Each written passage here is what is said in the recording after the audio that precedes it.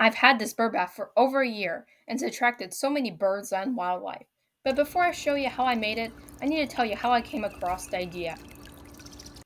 After much searching to find a perfect DIY solar powered bird bath and not being impressed by any of the results, I came across this image. Interested, I tried to find the source website, but that turned up nothing, so I decided to improvise.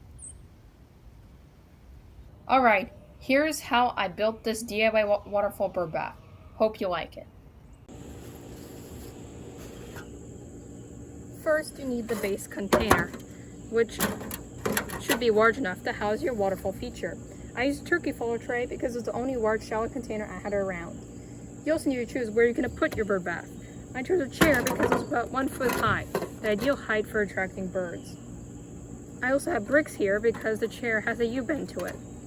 So when choosing a place to put your bird bath, find a platform that is as flat as possible, or just put it in or on the ground. Next, we're going to get our small plant pot with holes in the bottom and saucer. Both are plastic to prevent cracking in the winter. Now we have our solar pump. This is one of the more expensive ones on Amazon, but it's nice that it comes with plastic tubing, which we're going to use, and it also automatically turns off when the water level is too low. I'm going to attach this tubing, which I already have, and then we're going to take the small plant pot and thread it through one of the oval holes. That way it will hold it in place and it won't fall out. There, now we're going to place it, and now we're going to put our saucer on top. Now all we have to do is fill it with rocks. Oh, and you also need to take one stone, like this one, and place it on top of the saucer to keep it in place.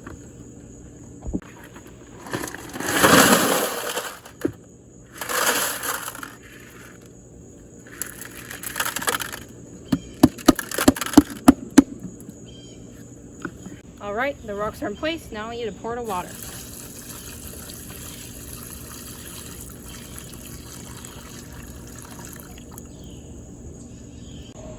Finally, we have to connect the solar panel to the pump wire. Screw this on.